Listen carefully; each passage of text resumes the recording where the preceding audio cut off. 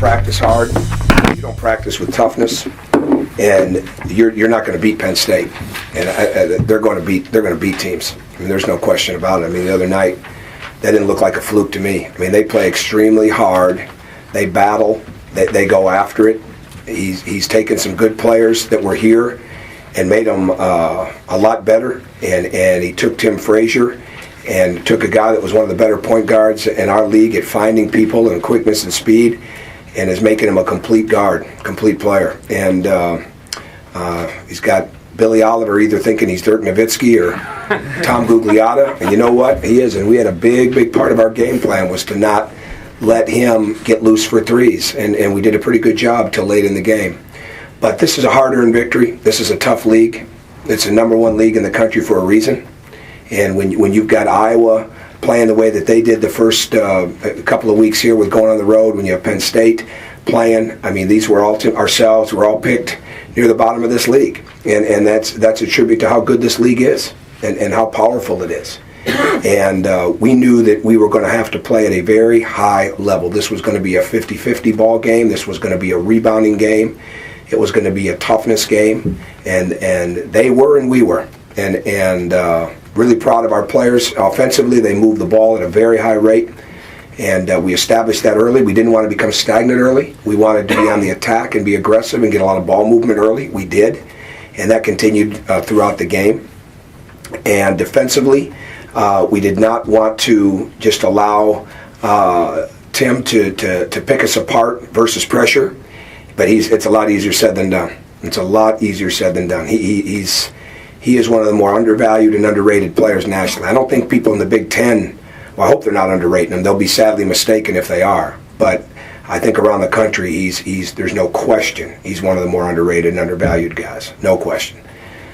As I said to our team, among many other things, the key for us is that commitment to tough practices, that commitment to execution, that commitment to having energy, but most importantly, that commitment to improvement. Because I think our team can continue to get better.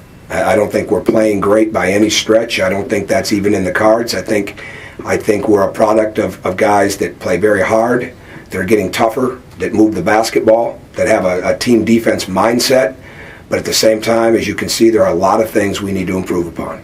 And it's early January, and that's the good news. I think we can get better. And in this league, you're going to get tested every night, without a doubt. And if you're not getting better, you're going to fall behind quickly. But that's our goal right now, to stay absolutely committed to the fundamentals that we need to improve upon, the execution of our sets and defenses that we need to improve upon, our ability to guard the ball.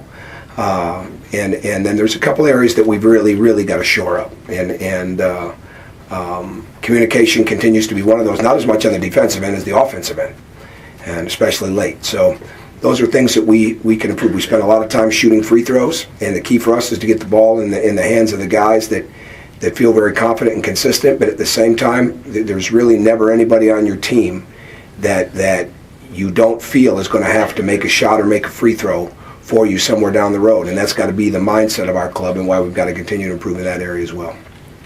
Tom, did you feel like did you see a Matt Roth performance like that coming? It's been a while since he's.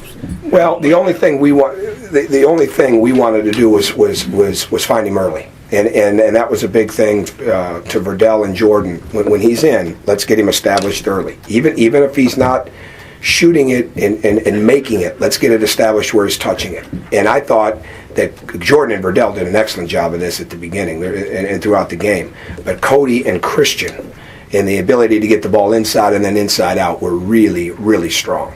And really strong. And I thought those two did. I mean, there were a lot of keys. I mean, they were trying to attack Cody and Christian, and they did a really good job defensive. This is a very physically strong as well as tough team. This isn't a team that's just out there flying around. I mean, they got some real strength.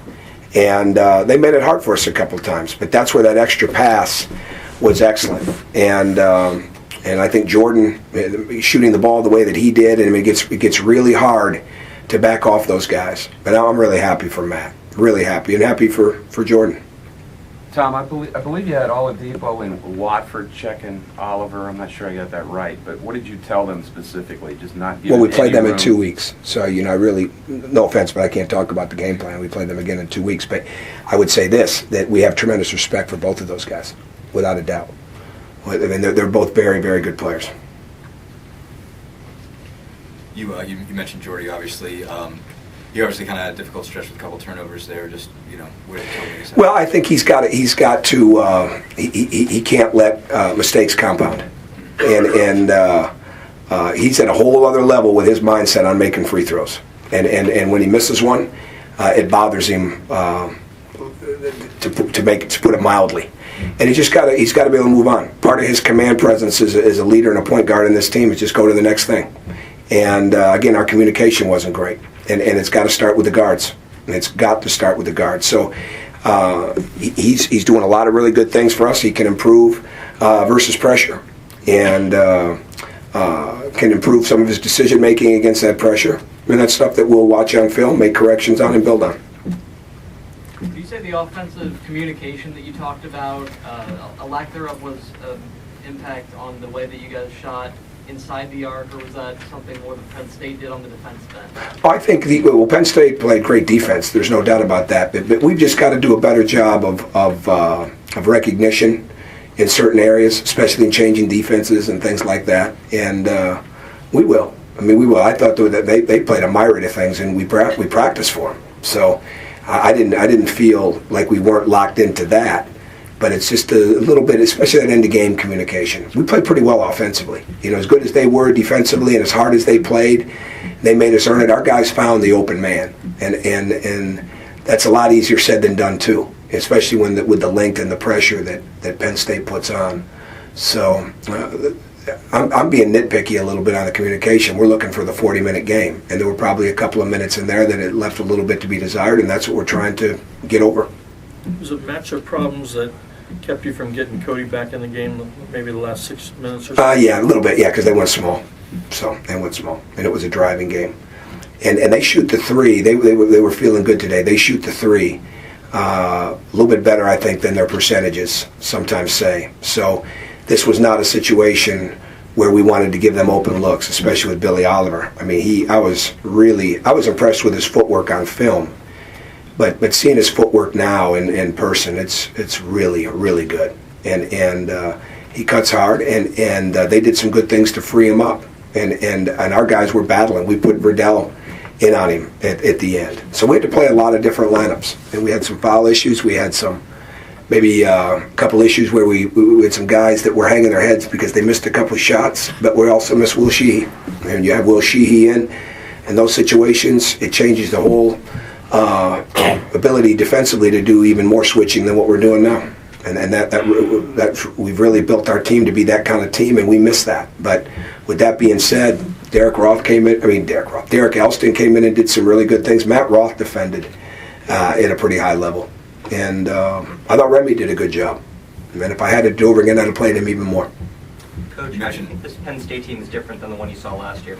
Well, they're a lot different because of age, but Ed did a great job building this program. I don't think there's any question about that, and they got old together, and that's why that team was so good. I was looking at the notes, and so many of those guys are playing pro basketball around the country. I mean, it's no accident. But I think Tim Frazier last year, I'll say this, in answer to your part of your question, we put as much emphasis on Tim Frazier a year ago as we did Taylor Battle. For different reasons, but we put as much emphasis on him because of his ability. He wants to draw the defense to find the open man. He is an extremely, extremely hard matchup. And so I think what they've done, it's where it's different, is there's much more spacing on this team because there's drivers, three-point shooters. They don't maybe have the size that they had with Brooks and Jones, but that size is now turned into three-point shooters. And I think the Travis kid is going to be a really, really good player too. So, but they've always been good. I mean, they've always been one of the better teams. I mean, they made the NCAA tournament, so it's not like these kids couldn't play. I mean, they can play, and they know how to win. And they are relentless on defense with their pressure. So maybe that's just a little different, but they were really hard to score against a year ago. So one of the differences, Tom, is Oliver was so underconfident at the end of last season. He had a head case, and Ed just couldn't play That's him. your words, not mine. And those are my words, Yeah. but Ed couldn't play him at the end of the season because he just lost all his confidence. Did you see on film a complete difference in his Well, demeanor? again, that would be unfair for me to say because there wasn't as much film of him a year ago that made you look at him the way you do now. When I see him looking at this last week, watching the Michigan-Penn State game, I'm trying to watch the game for both. First thing I put down is you can never let him get his shoulders squared to the basket. If his shoulders are squared, it's a bucket. He's got great form and technique and even better feet than what I thought. And he's going to be a very, very hard matchup for a lot of people. And that's one of the things that's going to make them so good. You're not coming in here and so we'll just guard them the way we guard everybody else. You're not going to do that. I mean, you're not going to do that and win.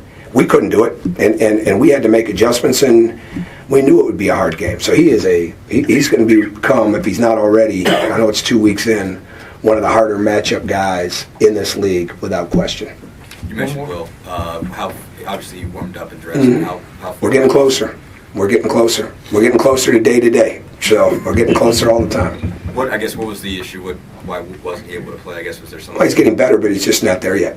It's not where it's not at a he's improving. You hadn't seen him be out there like that lately. So believe me, if he was ready to go, you'd have seen him. You'd be bringing him in here. But we're getting closer to it. Okay. Thank you. Thank you.